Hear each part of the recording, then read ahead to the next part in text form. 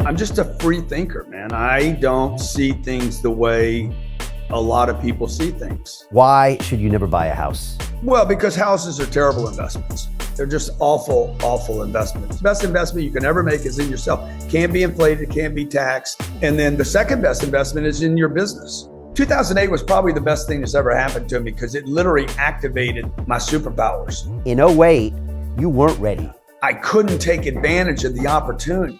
I wasn't broke, I was a coward. I was broken. My courage was like literally sucked out of me.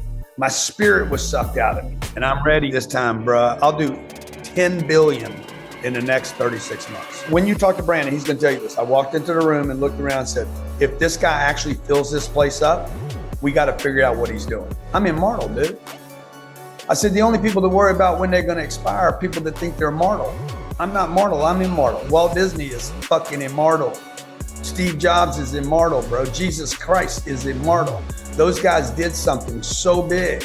This could be worse than 2008. Could last a couple years, maybe 3 years. It's gonna be nasty, man. You have to create success for your family. Like, this needs to become the mantra. If you don't fucking get success, you are screwed. Whatever it is you don't like about me. I'm arrogant, I'm a money fucking grunger, I want fucking money, I want to be rich, I want to be immortal. All that shit you don't like about me, you could not like it in me if it wasn't in you.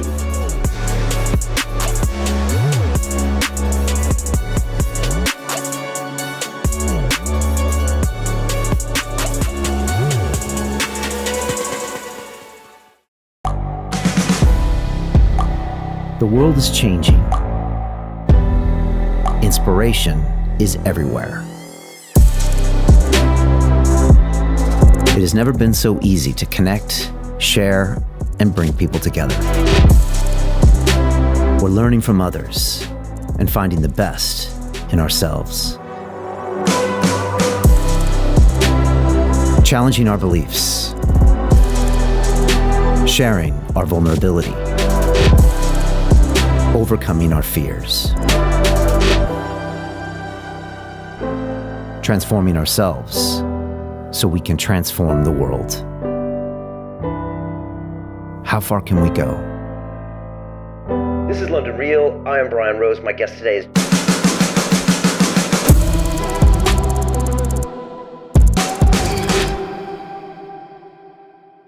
This is London Real. I am Brian Rose. My guest today is Grant Cardone, the best-selling author, entrepreneur, sales guru, and motivational speaker. You have built a real estate empire worth over $5 billion while simultaneously operating 7 companies that bring in $100 million in annual sales. You were named the #1 marketing influencer to watch by Forbes magazine, are a regular commentator on Fox News and CNBC, and have been featured in Success Magazine, Business Insider, and the Huffington Post. You're the author of 8 books, including the New York Times bestseller, If You're Not First, You're Last, Sell or Be Sold, the 10X Rule, which has spawned the 10X Movement and the 10X Growth Conference happening next year in Las Vegas. With a following of more than 15 million people across your social platforms, you become one of the most sought after and influential CEOs on the planet. You ultimately believe there is no shortage of money, only a lack of people thinking big enough. Grant, welcome back to London Real. Bro, always good to be with you, man. I always enjoy my time, before the interview and during the interview. And I love everything that you're doing. Thank you, brother. I'm so fired up. I look back and our first interview was 4.5 years ago, 2018. And I got to tell you, I got to be honest, the night before I looked at my team, I said, what are we doing having this guy on the show? I'm like, what are we doing? I see him, he's sitting on top of his jet. And I was like, I had this one vision or version of Grant in my head. And then you came on the show, and Grant, within 8 minutes, you're sitting in the chair going deeper than probably I've ever had a guest go deep. You're talking about being addicted to drugs from 16 to 25. And I was like, God damn it, this guy is real. He's the real deal. And every time I meet someone, I'm just like, Grant is the man. He's the real thing. And I guess I wanted to start off and ask you, are you one of the most misunderstood people out there? Because people have this version of you, but when they get to know you, they find out there's a whole nother thing under the surface. Why is that? Is that intentional? Is that because you're so big in media that nobody could possibly understand who you are? Talk to me. I think, It's a good question. It's one I ask myself, like why I am misunderstood. I've been misunderstood my whole life ever since I was a kid. And I think what happens is that I'm just a free thinker, man. I don't see things the way a lot of people see things, and never have, by the way. I remember being in church when I was 7 or 8 years old, and I'm like, where do we go? What happens when we die? And my mom said, no one knows. And I'm like, dude, I want to know. I don't believe that. I don't believe that. I don't believe So, and I'm still in search of that stuff, right? So why do people misunderstand me? I'm partially responsible for it, right? Because I'm out there. I don't fully understand, Brian, who I am or what I'm presenting. And so I'm just a very transparent person. I am the same guy all the time. You've met me here. You've met me in your office. You've seen me. Like, I'm the same guy all the time. I'm not there's no versions of Grant. And I'm just trying to figure it out like everybody else. And the other thing I'll say about the misunderstanding is I think I'm one of the first people at the level of success I've experienced, blessed and humbly, the level of success I have experienced. Most guys at my level disappear.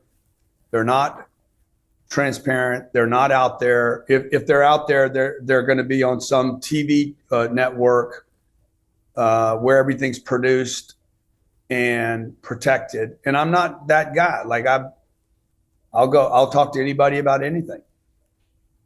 And I'm always available to the people. And you had this slogan, and remember you told me one time, or you say to your people, if you don't know me, you can't do business with me. And so you've always been about the fact of getting yourself out there in any way, shape, or form. You've got to know the name of Grant Cardone. And I'm wondering, by doing that, I guess by definition, you're going to get the most number of people that know probably the least amount about you, right? Right. And you got to do it with the way that cuts through in a crazy world of crazy media. They call it pattern interrupt. Marsh McLuhan called it that, one of the originators of who dissected what media was. And so by definition, they see you on the plane, or they see you spraying money from the gun, or whatever it is.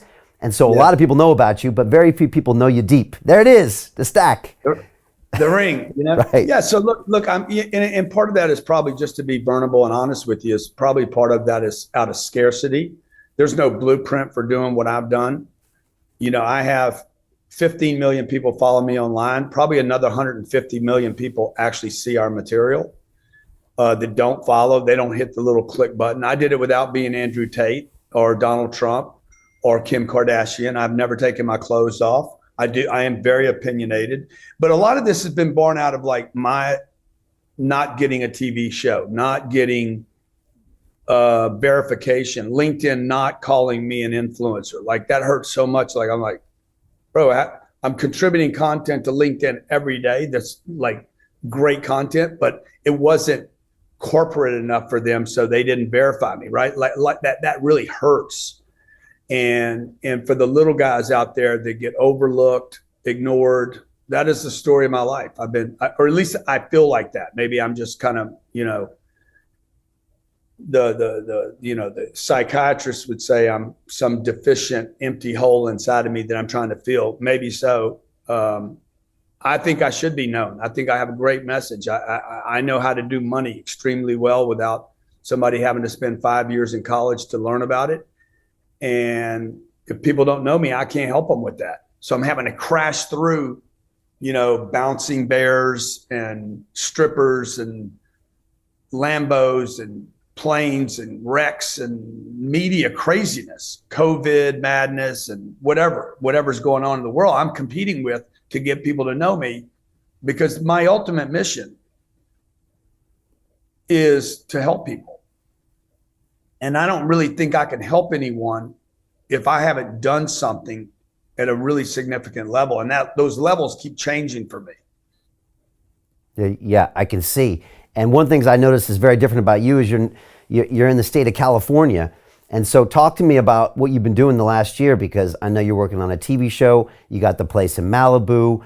You Yeah. got this, the Cardone Ventures is going big. So tell me, what's going on with you?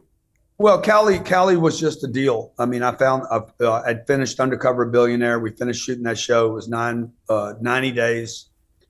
It was during COVID. My wife and I and the kids came to Malibu to just chill for a week. I rented a house, 3 houses from where I'm at right now. And Elaine and I walked down the beach. Literally couldn't have been more than 200 feet. Looked up, saw this house. I'm like, we need to buy that house. Now, I don't know anything about the house. I don't know if it's for sale. I don't know the price. I just had this thing happen inside of me. It's like, you got to buy that house. Now, I have this thing with real estate where when I feel something, like I know there's a deal. And so it took me 19 months. I bought this house. I think I stole it from a Russian oligarch.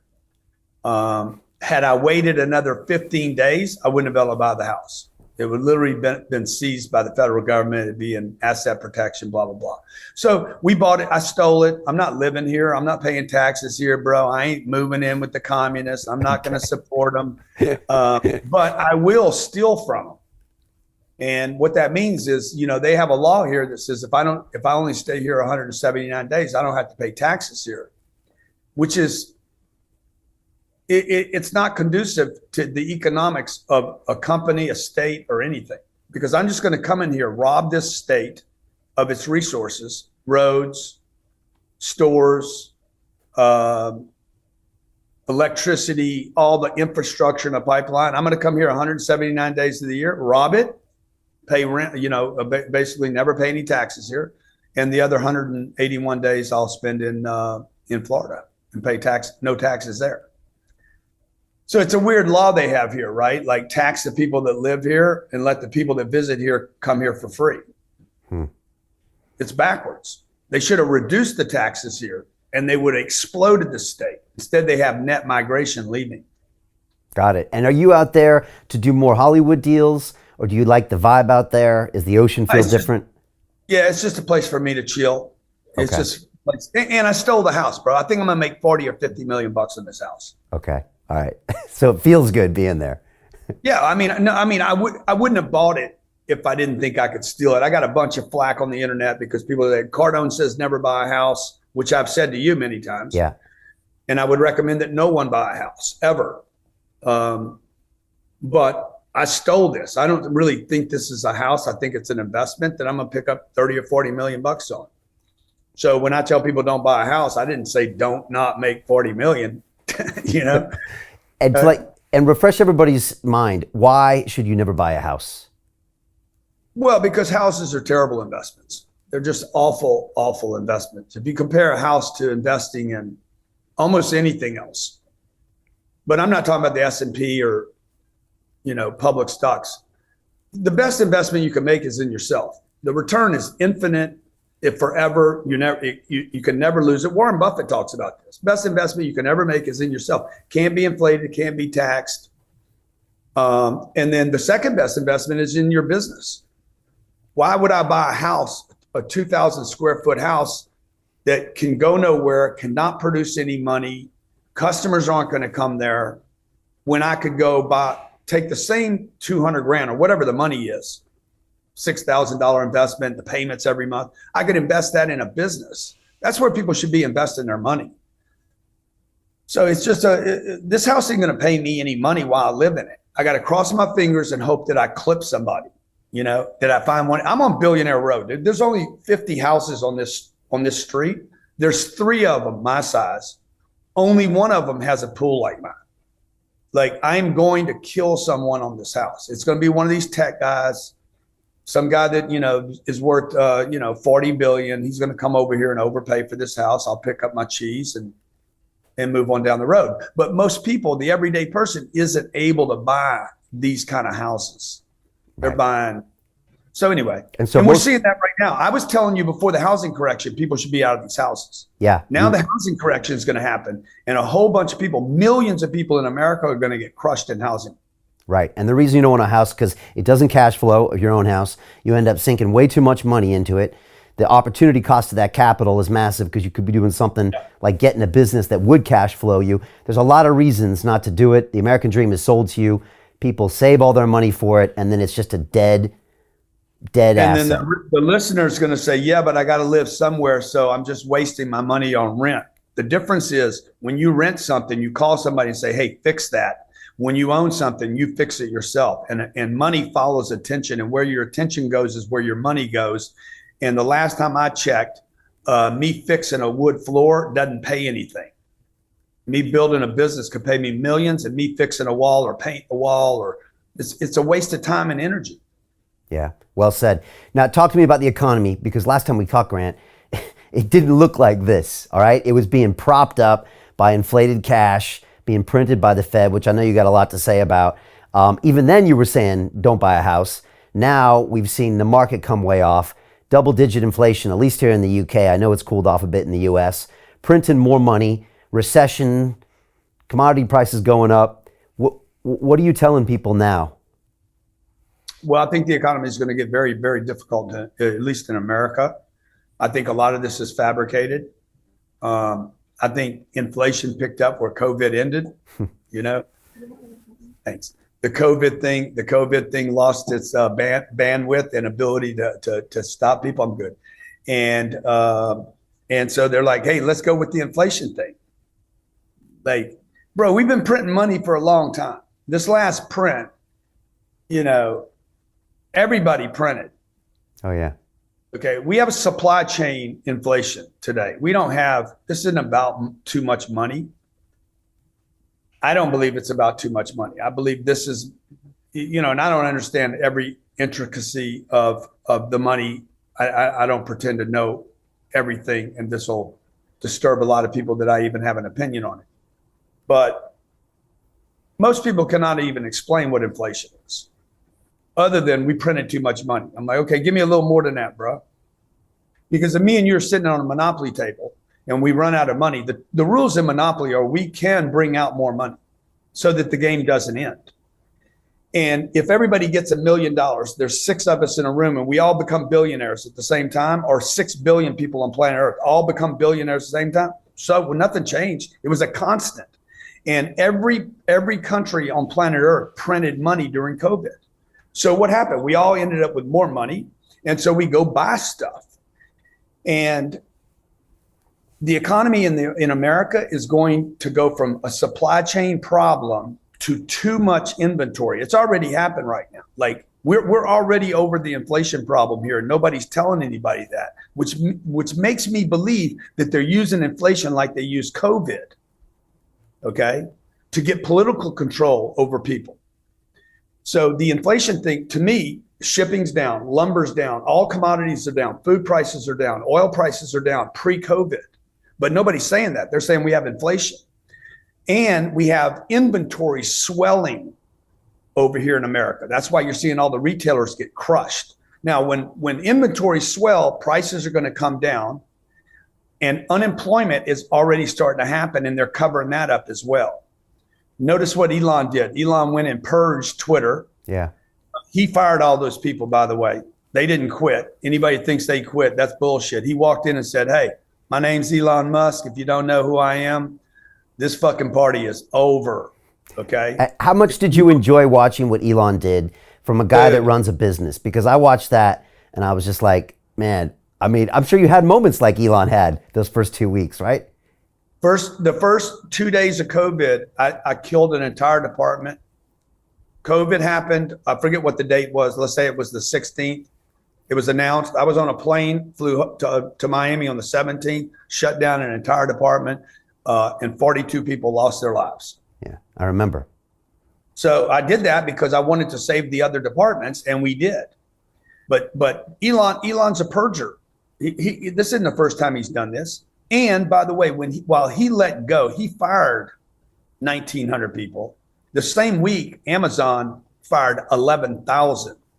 Facebook fired 4,000. Okay, but nobody's talking about that because they're going after Elon now. Yeah, yeah. So they're going to target Elon as a bad guy now. Well, also the people going after him, that's their platform, right? That's the one place where they can write the rules, right? I mean, 100. The was one leftists, place where they could write the rules. yeah, and they can't anymore. So it's like they're losing on a bunch of levels there. I mean, that's their jewel. And also, once one of them falls, then it's not obvious that you can't get the same type of policies in a Facebook or their other social channels, you know.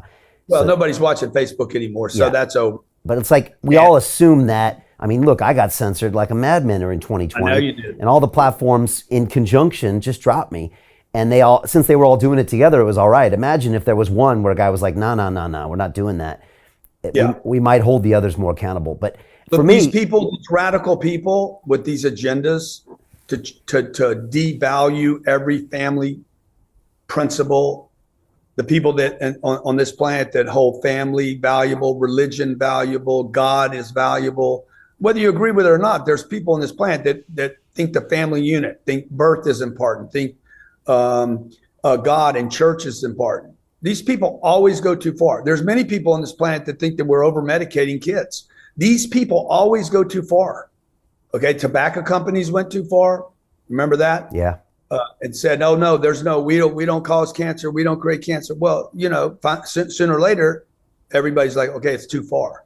And so, what Elon Musk did buying Twitter, I think, is one of the most genius things that we have seen done in the 21st century. And I also think that he's going to turn it into something spectacular that nobody can even imagine yet. And they had the political foothold. No other platform was talking politics as much as Twitter. Yeah. Facebook, Instagram, Snapchat, none of them were politically oriented, as you know. And so I just think it's going to be unbelievable for free speech. And if he wants $8 a month, I'd rather have free speech than have a free Twitter. Yeah. But $44 billion, Grant, would you like to be spending the next 5 years turning that sucker around? I wish I could. I wish I had $44 billion to spill. Yeah, I think he's going to do some amazing things with it, but that's a big chunky price he paid for that thing. So I think he's going to be fine, bro. I think that is going to become that could become a blockchain play. Yeah, that could become a lot of things. It could become a money play as well. Could become a whole decentralized finance play as well. 100%. And yeah, and he's having a ball over there. For me, I love watching it because it was a bit like watching what you did during COVID and watching like a business person go in and say, okay, I don't care about being politically correct. I don't care about your feelings. I'm going to run a goddamn business. We forget he's also operated in Silicon Valley before, right? So he ran PayPal, so he doesn't care. And he went in and he did the right entrepreneurial thing. It was funny to see everybody crying and everybody doing this, but that company is going to be back on its feet and moving forward within weeks, right? And it's been kind of, you know, and then see the media, the spins, if people would pay attention. Oh, advertisers are leaving Twitter. Advertisers are leaving every platform in America today, including TV and newspaper. 50%. Advertising is off 50% since June. Advertising is the first thing that drops when things tighten. Right. Second thing that will drop is or go up will be unemployment. So you're going to see advertising blow out. So when they're saying, oh, General Motors left Twitter, General Motors was leaving every platform because they have a financial problem right now. Right. Interest rates are going to hit them at 7.5%, and they were subsidizing their cars at 0. So this is a massive problem, bro. This interest rate thing is going to crush housing. The mortgage industry is already laying off. Houses are at 25-year lows for activity. The Fed is going to literally make more renters in America than they printed money. Tongue in cheek, but this is going to be the greatest thing for my business. What's his name? Jeremy Powell will be the greatest thing that ever happened to apartment owners. Because you'll be able to buy them cheaper. I used to have to compete. I'm closing a deal today with Goldman Sachs. I think you used to work at Goldman, right? Not Goldman, but right across the street. Yeah. One of them guys. Yeah. So I'm buying a deal from them right now. They wanted $78 million. I'm paying $56 million for it. Stealing it. Straight up stealing. And they have to get out. They have to. Their fund's over. They need it off their books. It's got to go. And that's going to happen. There's going to be tens of thousands, if not millions of those transactions that take place now. You're seeing great deals. And I'm ready. I'm ready this time, bro. Right. I wasn't ready. I'll do $10 billion in the next 36 months. Seriously. Where do you get that cash from? That's not a problem, man. If the deals are right, we're raising more money at Cardone Capital than we've ever raised.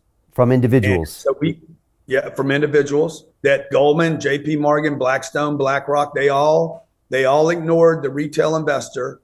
They got to do their little snooty bullshit with the wealthy people.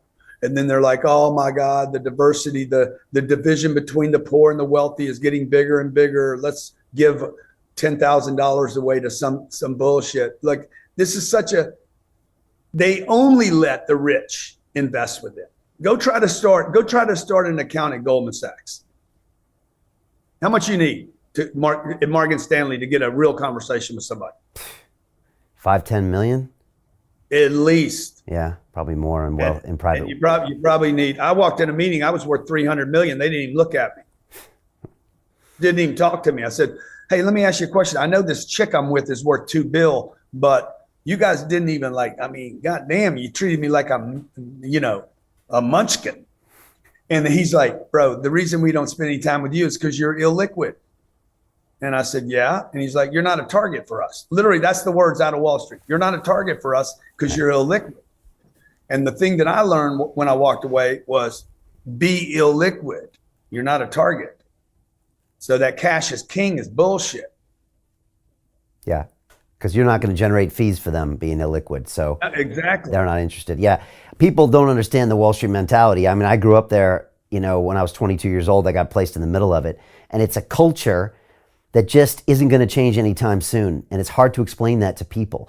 I got on the trading floor and I got 2 phones in my hand. People were yelling. I had thanks to the exchanges. And I got taught, basically, you rip the throat out of your customers. And that's what you do. And that's what we've been doing for 100 years. And they're going to do it for another 100 years.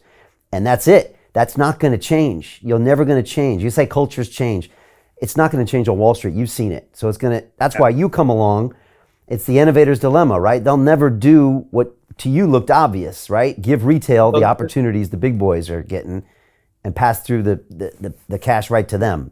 That's what you going on my phone and saying, hey guys, I created a distress fund. I'm not going to go to the wealthy families in America. I'm not going to the JP Morgans and the Bank of Americas and the Wells Fargo. By the way, you don't know anybody at any of those companies. I'm not going to Goldman or JP. I'm not going to these people. I'm going to you guys. I'm going to let the marginalized everyday person, this guy could have 10 grand or he could have 10 million. $10 million families are overlooked in America. They do not get a chance to invest in institutional quality real estate that cash flows. So when you ask me where the money's going to come from, it's going to come from ordinary, everyday people that Wall Street has completely ignored. And I'm going to make those people partners with me in real estate deals that last 10 years or longer. So we're not generating fees to sell. As you know, the big institutions, they have 3 and 5 year funds. And they say that it's for you to get out in 3 to 5 years. But the truth is, it's so they can get their damn fees in 3 years. Right. And put you back in the next fund. Right. Exactly. Put you in the next fund, get their fees on the exit, blah, blah, blah. So is anybody we charge less than Blackstone. We let anybody in. We pay every month. They don't pay every month. None of them. Not one of them on Wall Street sends an investor a check every month. We do. And then we only buy institutional quality assets. And the money's coming in faster now than it was pre-interest rate violations or volatility. Is anybody trying to do what you do? Mm-hmm. Yeah, I think a lot of people are trying to knock it off. You know some of them, but it's tricky though, right? And you have to jump through all the hoops and all the regulation stuff. But once you do that and you have it set up, then expensive. And you better be more important than it's expensive. There's a lot of legal, but most importantly, you better be disciplined with money. Otherwise, you're going to go to jail. So, and most people do not have that discipline. They give investors money and they use it for other stuff. Okay. So discipline means you just make sure these funds don't commingle money. Right. Okay. So like we're going to announce this deal today. I'll bet you I raised 60 million today and close this fund out today in one day. That money goes into that fund. None of my people, nobody touches that money. It goes straight to an escrow account to fund that activity. That activity then distributes cash flow to the investors. Nobody ever touches anything. I've been in business 35 years. I've never lost money on a transaction ever. Right. So I don't commingle. And when I need to make more money, I just go do other things to make money. I don't get my real estate to do something to make money, like this FTX fucking criminal. Yeah. Yeah.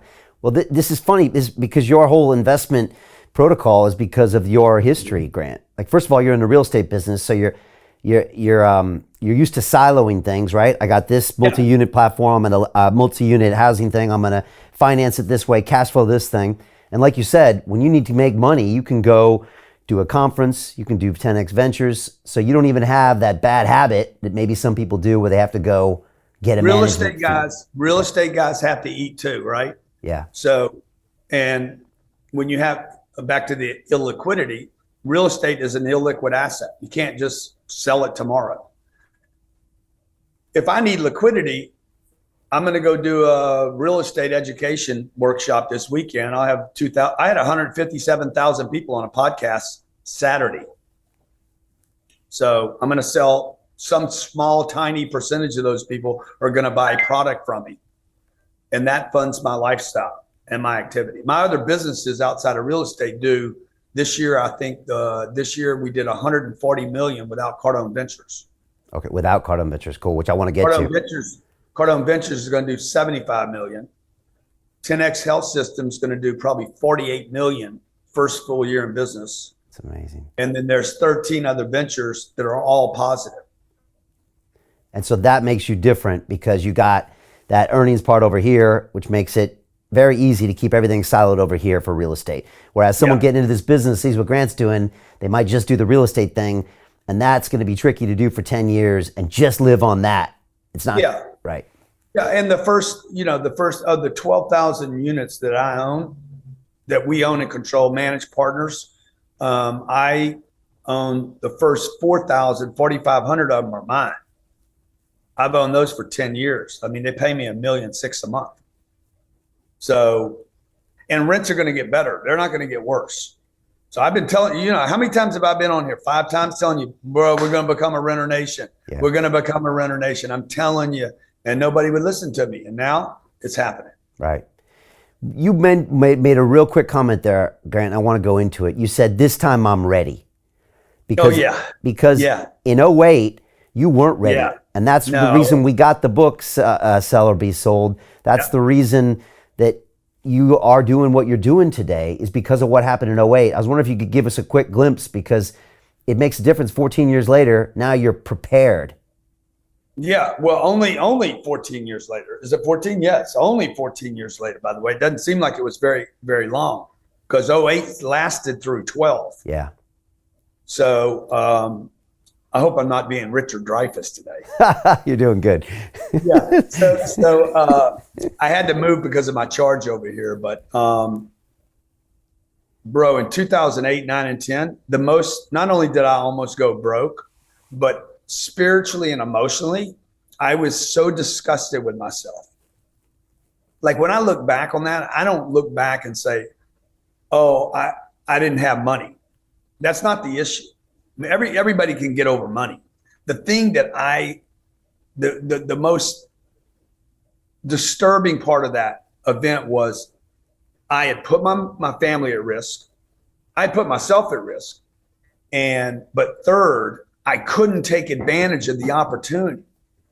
Like I wasn't broke. I was a coward. I was broken. I had a little money, but I was broken. I was broken. My courage was like literally sucked out of me. My spirit was sucked out of me. Like Grant Cardone left the building. Right. And I didn't have any of my swag, bro. Like I couldn't swing it. And I swore to my wife, I said, next time this shit happens, this is 2010, 12 years ago. I said, the next time this happens, we had $50 million worth of debt. I said, I'll have 10 times the debt. That's where the 10X rule came from. Remember what they were saying? The mantra of 2008, 9, and 10 was too big to fail. They told the public every day what you need to be. Right. The message for every family is you must get too big to fail. And so then I was like, and still think it's small. I'm a 10X, my 50 million, and I'm going to owe the bank 500 million next time. I owe them 2 billion right now. I should owe them 20 billion. I wish I owed them 20 billion. Right. Because if you owe them enough, okay, they cannot be antagonistic. They have to collaborate with you. They can't kill you, because now they kill themselves. It's suicide, right? Your partners, you're tied at the hip financially. So then I couldn't pull the trigger, bro. I had a guy, he asked to borrow $1 million from me at the time. He was running a company called ABC Mouse. He was starting this company 12 years ago. It's worth $3 or $4 billion today. Great dude. If there's one person on planet Earth you'd give $1 million to, this guy will always get you handled. Super, super good dude. I said, Doug, I can't do it, bro.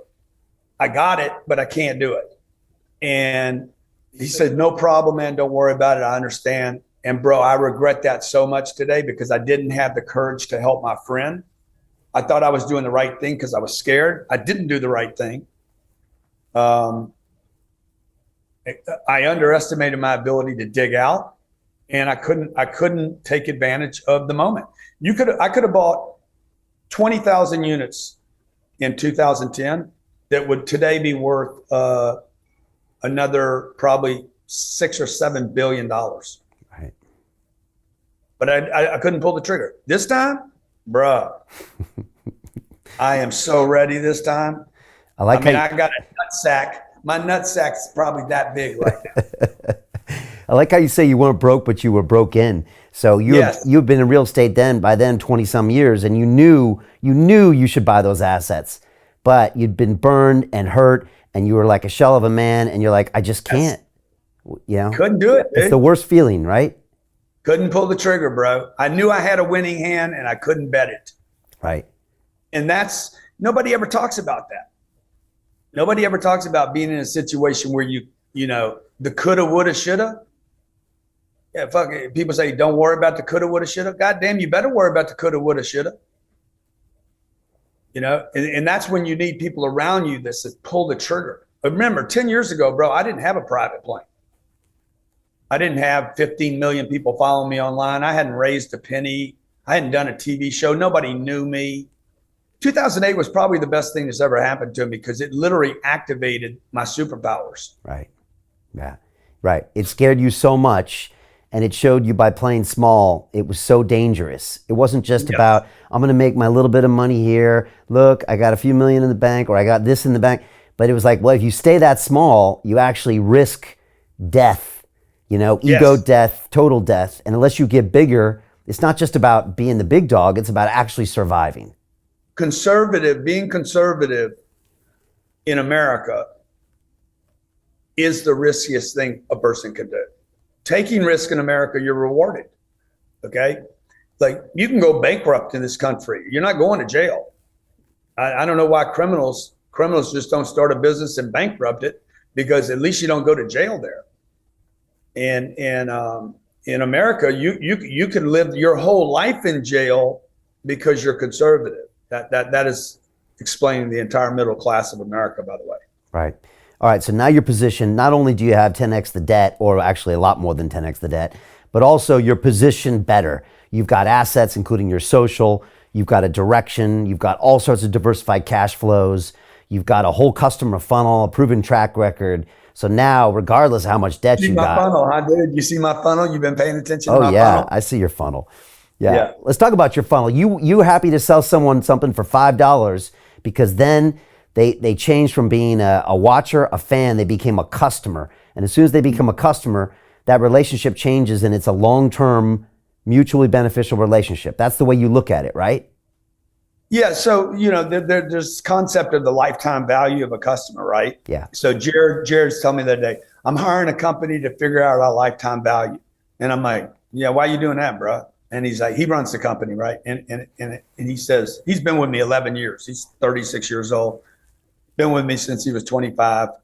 And I said, why are you going to try to figure out what the lifetime value? Because I want to know exactly how much we can spend. I said, let me tell you what the lifetime value of the customer is. A bunch. That's all you need to know, bro. Like, I've seen people come into my ecosystem that had no money, or said they had no money, that have given me millions of dollars. I treat everybody like a billionaire until they prove me otherwise. I'm gonna treat everybody like a billionaire, transact with them like billionaires. This came because I remember walking into Bellagio Hotel when I was 30 years old, maybe 35 years old. I had a little money. I was a millionaire. But I played at $25 tables. I never played at more than a $25 table because I'm a frugal person. And they treated me like a $25 player. Well, they didn't know I could spend millions. They didn't know I'd be a billionaire one day. I did. I knew I was going to be a player. They never looked at, okay, what are his assets? I go in there today. I still go in today. And I'll play $100 now. When a guy next to me is playing 10,000 at the same table, I know I'm worth more than the guy is. Like, he's probably going to go broke there. And they treat me like a $100 player. They don't know how much bank I got. And so that's a really good lesson for everybody. Treat people like billionaires in your funnels too. Free books. We give out 1,000 free books every single day. Cardone University. It's a $30,000 business program. I'm giving it to people for rather than sending people a turkey, Brian, I'm sending them Cardone U. Okay. Use it for 30 days. Okay. Here it is. Okay. All you got to do is log into it. So I actually play on mooches, people that are cheap, people that don't want to spend money, people that want things for free. I'm like, here, I'll give it to you. It builds out the top of my funnel. I now have the approval and right to now email you about other things that we're doing. And some small percentage of these people will convert, will be like, you know what? I don't want 30 days. I want it for 3 years. Yeah. But does this also only make sense because of your real estate asset business? No. But it helps because some of these. Well, yeah, but I mean, I would do it without the real estate. It just so happens the real estate becomes the super funnel. Right. Yeah. It becomes the super stickiest thing you can possibly do on the planet is not sell somebody something. The stickiest thing you can do is send somebody money every month. Okay. I got 11,000 people I send money to every month. They're praying for me. And they buy other stuff with you. They're well, sure. Yeah. Dude, I had a guy when we started Cardone Capital. By the way, raising money was not my idea. Okay. Because I had been programmed by others not to raise money. Man, don't do it, man. It's a problem. It's a pain in the ass. You heard all the bullshit. Isn't it amazing how everyone always wants to tell you how something, just because you haven't done it before, there's all these things and the Wall Street guys. But you're exactly. Like, but you've done 100 new things in your life before and you're thinking to yourself, this is just 101. How hard can it be? Yeah, exactly. So, well, I was very indoctrinated on this don't raise money thing. Okay.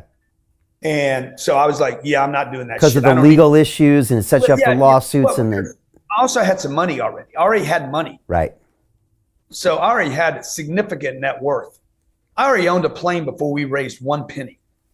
So I had a plane paid for in cash, a Gulfstream 550 paid for in cash before I ever raised $1 for Cardone Capital.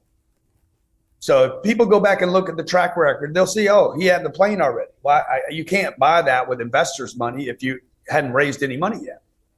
So I went to Wall Street with this woman, this $2 billion woman. Yeah.